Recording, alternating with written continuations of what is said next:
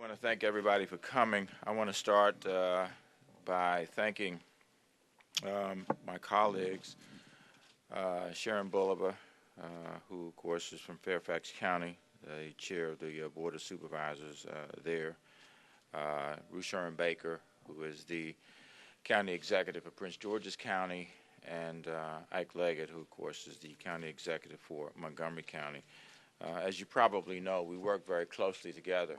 In fact, we just had a meeting a couple of weeks ago to continue discussions about the condition of the region and ways in which we can continue to work together. I want to thank the Council of Governments for bringing us together in this instance to look at the impacts on us of the shutdown, the federal shutdown. And they obviously uniquely and more greatly impact this region for obvious reasons, and that is we are the seat of the federal government. I think there are somewhere in the neighborhood of 800,000 employees who work for the federal government in this region, many of whom have been furloughed, and we all are feeling the impacts of that. Each of us will talk a little bit about the impacts on us. On each of us.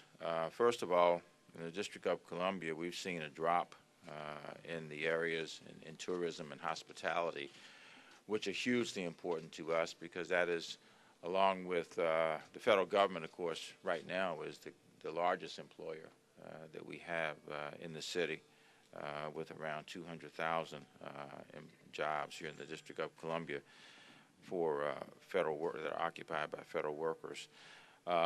For example, our hotel bookings for the first week of October were down by 8.3% by comparison to the comparable week of October last year. So just a year ago, we saw 8.3% higher in terms of the number of bookings in hotels, and that translates into 13,000 fewer hotel bookings in the District of Columbia.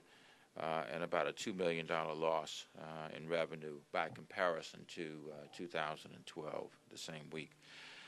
In terms of restaurants, we've seen a drop-off of between 7.5% and 8% by comparison to the first week of October 2012. The principal impact has been for breakfast and lunch, and I guess the reasons for that are fairly obvious. The one area, I'd say this a little bit tongue-in-cheek, the one area where we've seen an increase is the alcohol tax has increased in the District of Columbia. I won't try to speculate as to why, but we've seen an increase there. And, of course, it's pretty obvious.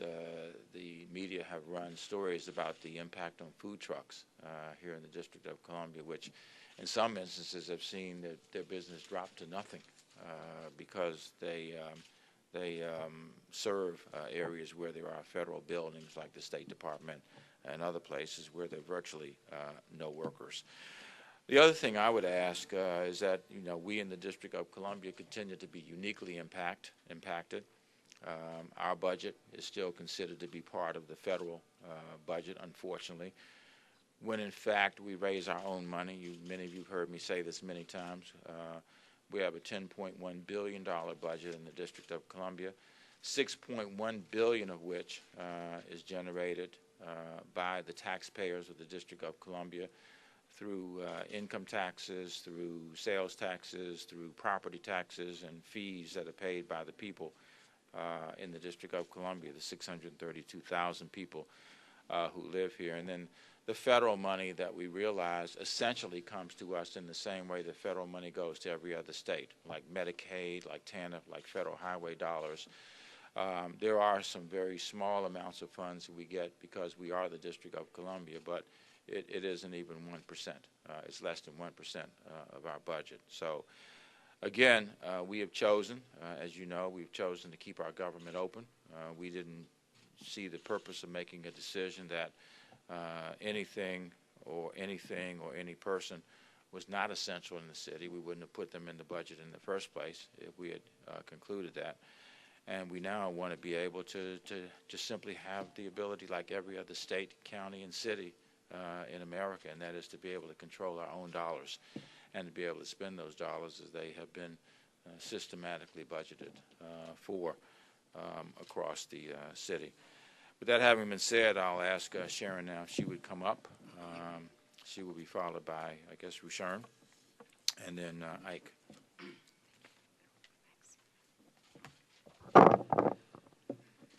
Thank you very much, and let me just first say that that we all are uniquely affected by this shutdown. And for instance, the district budget is a separate budget that is impacted. Some of us in Maryland get income taxes to pay for local government. Fairfax County does not. But we also are affected by sales tax, loss of sales tax revenue, business taxes, B-poll, and but all of us, we have a commonality that we all are affected by what is happening at the federal level, and especially the inaction is killing us. The shutdown of the federal government is having a substantial effect on the entire metropolitan region, and each of our jurisdictions are feeling the impact based on our different structure and revenues. Fairfax County's economy in particular is significantly intertwined with the operations of the federal government, and while it's too early to quantify, many of the impacts here is what we know. Currently, Fairfax County's budget for the next fiscal year, 2015, is facing a projected $25 million shortfall.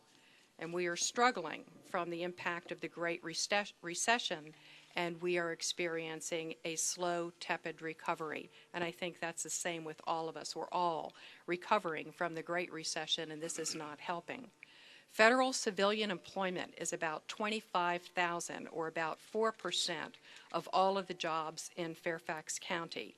This means that about $150 million in income is lost each day the federal government is shut down. More than 4,000 companies in the county are federal contractors. Federal procurement contracts in fiscal year 2012 represent about $26 billion.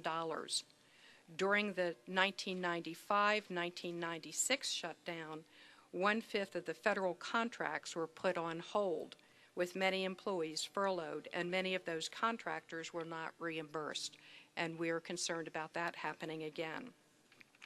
Fairfax County is already experiencing falling revenues, in part due to the sequester and furloughs. The shutdowns have a further ripple effect on Fairfax County revenues, and some examples. Sales tax receipts in Fairfax County have decreased for 3 consecutive months, and if receipts continue to decline at this rate throughout the fiscal year, the county stands to lose, in our already adopted budget, $9 million or more. And we see the same trend in B-poll, business and professional occupational license taxes, and this would result in an additional $10 million loss for the county. So just from those two sources of revenue, we're talking about an impact of about $20 million. And if Congress does not avert a shutdown soon, there will be a large impact on human services agencies. After November 1st, and right now, our state and our local governments are eating through reserves in order to keep some of these programs funded. After November 1st, the Women's Infant and Children Program, or WIC, will see operations affected, directly impacting over 2,000 pregnant women, 4,000 infants, and 10,000 children. CSB will have to cease adult mental health outpatient services to over 400 people, and 255 clients would not receive help for substance use disorders. Housing vouchers to help people stay in their homes would be lost to over 3,000 households. Again, right now, our state and local governments are eating through reserves in order to keep those programs alive, and after October, we are not going to have the revenue in order to be able to do that. The bottom line is that people and business are uncertain. They're uncertain about the economy. They're uncertain about whether to invest or to hire additional workers. They're uncertain if employees will even be able to go to work the next day. Local governments across the country are in similar straits, but not as bad as the Washington metropolitan area. We are a company town, and our fate is intertwined with the federal government. The uncertainty is affecting all of us. On a positive note, I appreciate this opportunity to stand with my colleagues, Mayor Gray and County Executives Baker and Leggett, to speak about our local government concerns. This has been a great conversation, and I think that this has been a good opportunity for all of us to come together. And I would like also to thank the Metropolitan Washington Council of Governments, COG, for their good work in arranging for this opportunity for us to demonstrate our regional collaboration and solidarity. Thank you. Rusher? Thank you, Sharon. Thank you, Sharon. I also want to thank COG for bringing us together. We normally come together in times of emergency, and this is certainly one. I also want to say from the start for us that I think my colleagues would agree with me. We support the mayor and has asked for budget autonomy. I think it is shameful that the district cannot continue to operate like Sharon is doing in Fairfax County, and like Ike is doing in Montgomery County, and like I'm doing in Prince George's County. We're all affected by this shutdown, but the district is uniquely affected, and I want the mayor to know that he has our support. The other thing for us in the county is 16% of our workforce work for the federal government. So a large part of our population is affected by this shutdown. That doesn't count the number of small minority businesses that do the majority of their work either with the District of Columbia or with the federal government, who now can't hire new people or have to start laying folks off because they don't know, as Sharon said, the certainty of this and when it's going to end. And so they're making decisions about revenues and about people's lives. The other thing for us is we have a close working relationship with HUD, the Federal Department of Housing and Community Development. Because as many of you know, Prince George's County was uniquely affected by the foreclosure crisis. We're just starting to come and get out of that. And now with this shutdown, it means many of our people who were working with HUD and our departments working with HUD will have to cease that until this is resolved.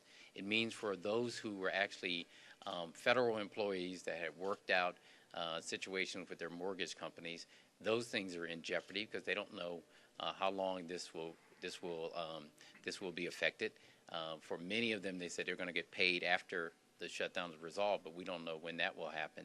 And so for us as a group, as once again, as Sharon has said, we're a company town. I often say, you know, when I talk about Prince George's County being an economic engine, we say that because of our location to the District of Columbia and the only place where they can legally print money. Well, now I have to add on to that. They can print the money, but now they can't spend it. So it doesn't help us grow our economy. We need this to end, and we've talked to our federal partners and asked them to do all they can, and we know that they are. We're lucky in the fact that we have folks like Steny Hoyer and Donna Edwards and Senator Mikulski and Cardin who are working hard, and Congressman Van Hollen from Ike's district. But we need the shutdown to end. But once again, let me emphasize as I step away how committed we are to helping the district achieve its goal. Because we need a vibrant District of Columbia for those economic development plans I have in Prince George's County to take hold. And so we want the mayor and the residents of the district to grow their economy so we can grow our economy and we can all thrive together. But this is us collectively coming together around this issue and saying to the federal government and to Congress, we need you to get back to work. Thank you. And I'll bring up my good friend from Montgomery County, County Executive Isaiah Leggett. Thank you, Sharon. I strongly support and have for a long period of time budgetary autonomy for the District of Columbia. You've heard the impacts that it will have on the district that will spill over to the neighboring communities. Let me just paint a picture for you of where we've been over the last few years. Just for example, in Montgomery County, we've eliminated 10% of our workforce. We've closed budgetary gaps of $2.7 billion. We've made extreme sacrifices over the last few years to place our financial house in order. And having done so, at a time when we thought that, at least in Montgomery County, we would see light at the end of the tunnel, the light that we see is an oncoming train by the way of sequester, by way of a budgetary shutdown, and by way of a huge debate about the debt limit. All of those things adversely affect all of our communities uniquely right now. We have in Montgomery County 70,000 federal employees that reside in Montgomery County. The potential impact of that, just on income tax receipt alone, the potential impact of that is $500,000. That's $500,000 per day. Let me repeat that. $500,000, $500,000 per day. Now, hopefully, those employees will receive the monies at some point in time in the future. But in the meantime, it has had a ripple effect on hotels, on motels, on mortgages.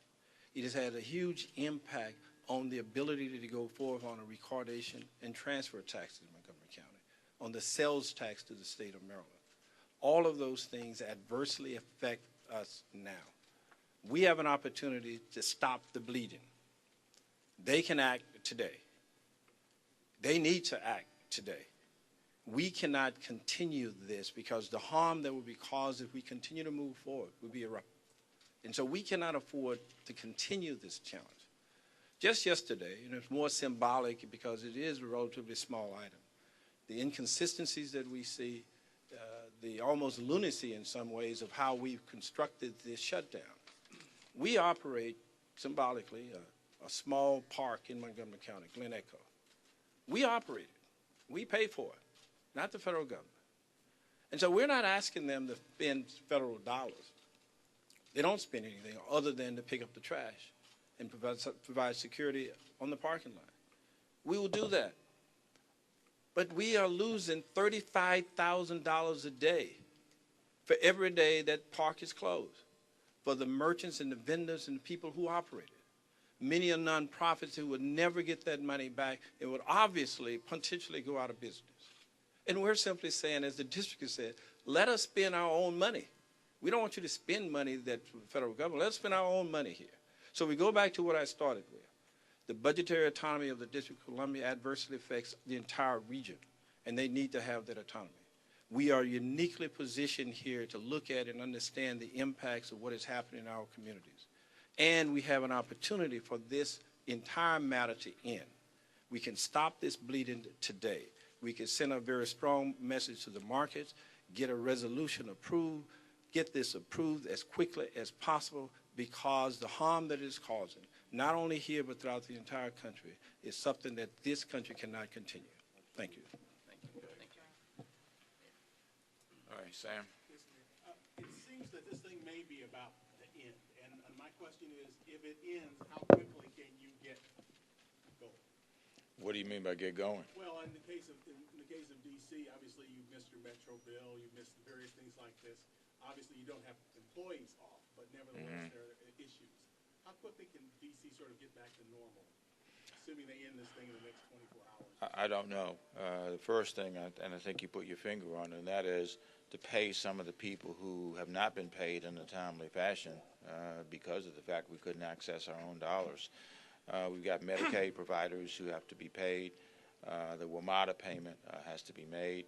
We've got charter schools that are coming up on the 25th, and we have to be, to get ourselves prepared for that. So, on the one hand, we'll do this as quickly as we possibly can because there's so many innocent victims in this, but I can't give you a precise time or date, Sam. We'll just do it as quickly as we can. Mr. Mayor, can we follow up on that? Question everybody up here. Given the figures that you threw out, can you recover any of this should this end in the next 24 hours? I don't think we'll recover some of the lost money from the hotel bookings. I don't know how we would recoup that. Again, when you talk about 13,000 bookings, that's a lot of bookings, and I see no way to recover that. When you talk about the money that's been lost from restaurants, for example, I don't see any particular way we will recover that either, Bruce. Those are taxes that probably will be lost forever to the city. I hope we can, but there's no way I can stand here in good conscience today and say that I see a path to pick up, to recover those funds. Can we get each of the county executives to address that? Can you recover should this end? We will never recover everything. And you can't recover even for the federal contractors. Federal employees may receive back pay, but the contractors that are currently working now who are out of business, who are not working, I'm not sure that you recover that as well as the other things that have just been described. Lost revenue is lost revenue. Lost sales taxes, lost business taxes. Arlington asked me to mention that they've seen an unprecedented number of cancellations for hotel rooms, and so our restaurants are suffering. This is something that can't be recovered. We are going to be left with a hole in all of our budgets. Of course, we'll get back on our feet again, but let me just say, one thing that concerns me, and I think all of us, and that is the uncertainty that you're hearing about from all of us. If essentially the can gets kicked down the road further and there really isn't a resolution, it's put off until February, it's put off until March, we're left in limbo. And that affects decisions that our commercial partners make, that affects decisions that our residential community makes, and it really suppresses any opportunity for us to recover from this situation. So, a lot of damage has been done. It's important that decisive action takes place to really resolve this situation. No, I don't think we can recover from the standpoint. Same thing as County Executive Leggett said, and that is for us is the businesses that didn't hire people or let folks go. Certainly, those contracts that they were bidding on at the federal level, now they go through that process all over again. So we're not going to be able to recover from that. The other thing that was mentioned is, the sales receipts and the bookings. As the district goes down, those of us that depend on people coming to the Washington region to stay in our hotels and to eat in our restaurants, they're doing it based on what's happening in Washington, D.C. So when they see that the federal government is shut down, they assume all of D.C. is shut down, so they don't book restaurants or book hotels at National Harbor or other places in the county. And so we're losing those revenues. And it also puts us in a precarious situation as a region when we're competing to get high-tech companies to move to the Washington region. We're now seeing that, maybe it's not as sure as we thought. Maybe that means we should go to some place like California or other places where they're not so dependent on the federal government. Mr. Baker, since you're out there, can you also answer a question in terms of estimate on how much Prince George's has been losing per day, and then also do you have any specifics in terms of hotel losses and restaurant losses? I don't have those right offhand, but I can make sure we get those to you. We're significant in the sense that we see that, the hotel bookings that we were expecting are not taking place because people are canceling their trips to the Washington region because the monuments aren't open. So National Harbor, Greenbelt are seeing a slowdown. And for us, it's the number of workers. I mean, you just take 16% of our workforce. That's a significant part is federal government, and they're now not receiving checks. So, and our contractors. Tom? Mr. Mayor, what was the point of today's meeting? You all know each other, you already been suffering, and you got some numbers. But did you agree to do something that you haven't yet announced? Lock hands and maybe confront this majority? Sorry, couldn't resist that. I was going to lead a caravan down to Capitol Hill. Is there something that you can do in a unified way other than standing here and being concerned about the losses, even as we're about to have an agreement on the Hill? Or looks like I think a substantial part for us is to be able to aggregate the impact. We hadn't had a chance to do that, and you've heard that impact stated by each of us, and to help people understand what the impact of this continuing shutdown is on the entire region. Again, working with the congressional delegations, we're working with our congresswoman, they're working with their congressional delegations to try to bring this thing to a close. Beyond that, I think it's just a matter of trying to let people know how huge the impact is. And, you know, for us, it's continuing to decry the reality that we face every day, and that is the unfair treatment to not be able to access our own dollars, which is unique in the entire country. So you won't have a resolution or a letter or a statement today that you will send to the delegation? Not at this point. The term was used seemingly over. You know, I go by Yogi Berra. It's not over until it's over. And as Sharon stated a moment ago, over means delay to a couple of months down the road. We continue to suffer the after effects of just simply delay. One of the messages that we need to convey, and I hope that we're conveying it well here, is that we need to stop this type of operation in terms of how government operates overall. This is not in our local or our national interest. So that's a strong message we need to send here. The next message is to let the region know, that in the Congress know, that we are solidly behind the District of Columbia in terms of its autonomy as well. You know, Mike, you want to answer this? I'm sorry. Are your plans on track to reopen Guanaco Park? Yes, we plan to do so. And so if we don't get a resolution, we plan to go in. Maybe it's simply an act of civil disobedience. We plan to do it. Again, this weekend. Keep in mind what I'm talking about here. We operate this through our partnership. So the federal government is not paying for this. The operators are doing so. And so I see this as an exception on top of an exception. And we need to drive that message home. Let me just do this, if I can. Someone asked a question about the impact in terms of dollars. For Prince George's County, you're in loss of income tax during the shutdown. It's about $270,000 that we see a day that we are losing. Approximately $14 billion federal spending annually in the county. So as you can see, it has a tremendous impact on us in the county. With this shutdown. The other thing is, the question was asked about, us meeting today and what comes out of this. One, other than the fact that we're all sympathetic to each other and our plights, and that we all support the district's budget autonomy. The other thing is going forward. This is telling us we no longer want to be in a reactive mode. This is how can we be proactive. One is certainly the district's autonomy. But the other is to talk to our federal partners and say, you know what, we don't want to have to go through this again. What will keep us from having this shutdown? How can we play a role, given the population that we serve, to make sure this does not happen, and talk to our federal partners? And so this is an emergency that we'll be not only debriefing from, but coming up with a strategy how we move forward. Can you hold on 1 second?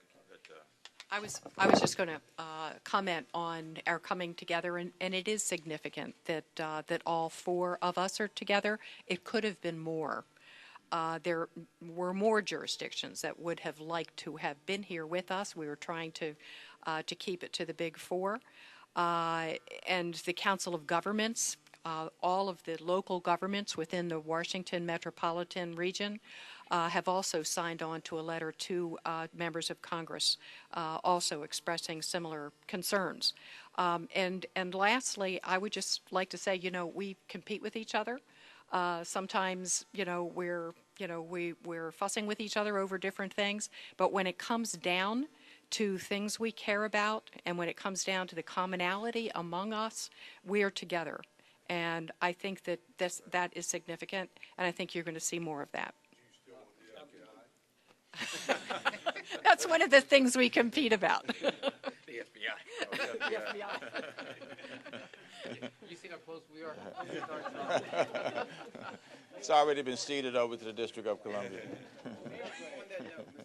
Well, there's no question that the federal government continues to play a huge role in the economy of the city. And if you go back and look at our 5-year economic development plan for the District of Columbia, one of the things that we said at the time was that we recognized that there's increasing uncertainty in the federal presence, with sequestration, with the shrinking number of jobs, with the, movement of jobs to other areas of the nation, that we didn't think we could depend over the long run on the federal government's presence in the way we have in the past. And frankly, that unfortunately has proven to be true, especially when you look at this situation.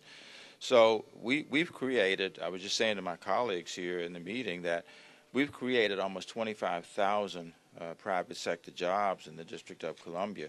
But our unemployment is starting to creep back up again. And when you look at the reasons for it, it largely is almost solely the reason for it is the loss of federal jobs in the city. That has substantially mitigated the increase that we've seen in the private sector jobs. So, yeah, I mean, to be able to make an observation that it appears that the private sector has an increased presence, that is good news to us because that's what we wanted to have happen, and it's obvious now we need to do more of that. Mr. Mayor, can I ask just each of you to comment on the process as it's played out on Capitol Hill? We're on day 16 of the shutdown. It started off with Republicans on the Hill wanting to defund the health care reform law. The proposal that's going to go to the floor today really makes only marginal changes to the health care law and basically kicks the can down the road to January, February, and tries to get the Congress to write a budget, which everyone recognizes something they should have done long ago. Can you just comment on this process that this has had such what process? that it's had such ancillary impacts and serious impacts on your jurisdiction? I mean, I think we've had something like 32 plans already. Each half day, there's been a new approach. I think, frankly, this has sent such a poor message to our own nation and to the world in terms of how our nation is doing business at this stage. I feel it. My colleagues feel it uniquely, every day because we are right here. But for those people who are not near to the District of Columbia, to Washington, D.C., and those who are in other nations, what must they think of the United States of America at this stage? I heard, some commentary from China and other places that people are just shaking their head. Is this the same United States of America that we have known for decades and centuries? Because it just doesn't seem the same. And when you look at what the purported purpose to me of this was, it seems like a whole lot of ado about nothing at the end of the day. No, you're absolutely. Let me add two factors. One, which it creates a level of uncertainty, and that's ongoing, the process, whatever it is called. Secondly, I think the point was made a few minutes ago about the presence of the federal government. It is reduced from what it was, say, 10 years ago, but make no mistake about it. The federal government is a very large presence in this region, and it will be for a significant period of time, even though it is less than what it was some years ago. There are 70,000 residents in Montgomery County who work directly for the federal government. And when you multiply all of those who either benefit, contract with, you're still talking about a fairly large number. That is still the largest employer in this region, although its footprint is somewhat smaller than it was before. Last question. No, I would just to. Response, last question. Yeah, I mean, in terms of the federal government's role, even in Prince George's County, as we grow what we call our private sector, a lot of that is based off the relationship with the federal government. So as we're getting private contractors to come to the county, it's based off work either with Joint Base Andrews or with the federal government downtown. So it is a very important factor in employment in the county, and I'm sure it's the same way in the District of Columbia. And so to have a shutdown that is basically caused over a policy that was passed by Congress and approved and went through the Supreme Court over health care. So this is self-induced. That's the thing that gets all of us as we look around here. It's like, well, we didn't have to have this. We didn't have to go through this process. It's self-induced, and so for us, we're scratching our heads just like businesses. I was telling my colleagues, a number of private sector businesses have come to us in the county and said, "Well, do you have a rainy day fund for us? While we're waiting to get our money, do you have a fund where you can actually give us money?" That was a legitimate question, and we just said, "No, we don't." Follow up on that. Is it not a fact, though, that other than complain and bring this to the attention of your constituents, there isn't much you can do about this, right? I think the thing that we have to do, and why we're holding this press conference, is to show that our federal partners that we're serious about this, that we're going to take this step. As Sharon said, there were many more who could have come here and stood with us who were impacted.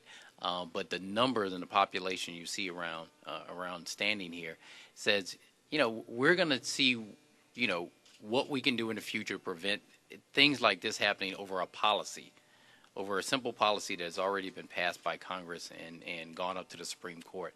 How do we prevent that from happening? How do we say to our colleagues? The other thing I just thought about as you were saying that is, we have friends throughout the nation who send representatives to Washington.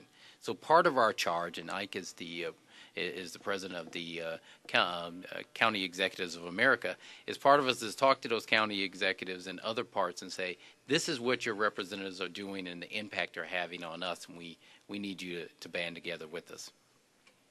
I can also. I think the important thing is that what is happening in Congress is just irresponsible. And I think the best thing that all of us can do and have done today is to demonstrate the real impact of what's going on, what the impact is on local governments, what the impact is on real people who are living here in the metropolitan Washington area. This is not responsible, and it needs to end, and it needs to end not just in the short term, but there needs to be a resolution in the long term as well. We'll take one last question right there. How much money is left in the contingency plan, and when will it run out? In the district's contingency, well, Mr. Sherwood has already reported on that, so why don't you just ask him, He didn't ask me, I might add, so I appreciate you asking me, okay? I did ask him. Yeah. Well, we made payroll yesterday. We have a $100 million payroll, and what's left is somewhere between $30 and $35 million in that specific fund. I think, as everybody knows, we've been working now for days to try to figure out if we can move some of the district's dollars, because we have a $1.5 billion fund, at least we did when this started, to see if we can move other funds into the contingency cash reserve and be able to use them to keep us, continue to operate as we've indicated we would. That process is still going on. We don't have final approval on that. That involves the chief financial officer and involves the office of the attorney general as well. We're just trying to figure out. I mean, this is uncharted territory, Mike, and we're continuing to try to make sure that in doing this, we don't make the story become that we did something that was inappropriate. We want to make sure that we're doing that. And we knew we could make it to this day. We do have, as I've indicated earlier, there are, people who haven't been paid. Our Medicaid providers still yet to be paid. The other thing I should mention, too, is remember that a lot of our contractors, they wouldn't be billing for October until the first week in November anyway. So they wouldn't be affected, unless and until we get to that point. So, no, it's not a great situation by any stretch to be in. On the other hand, I'm glad that we've had the reserve fund that we've had, $1.5 billion fund. It helps to make the case as to why it's important to be able to have that kind of rainy day fund, that reserve fund to be able to fall back on, because otherwise we could have been shut down and furloughing people. One of the things, and I'll end with this, but one of my concerns is people to lose confidence in this nation. I was out on the street the other day, and a lady was in the car, and she stopped and she said, "Hey, Mayor Gray, can you get us back to work?" I said, "Wait a minute." I said, "What agency do you work for? Because we didn't shut down any agencies." And she said, "I work for the Department of Housing and Urban Development." And I said, "I wish I could get the federal government back to work, because that is one of the deepest concerns that we have at this point." Thank you all very much. How much of the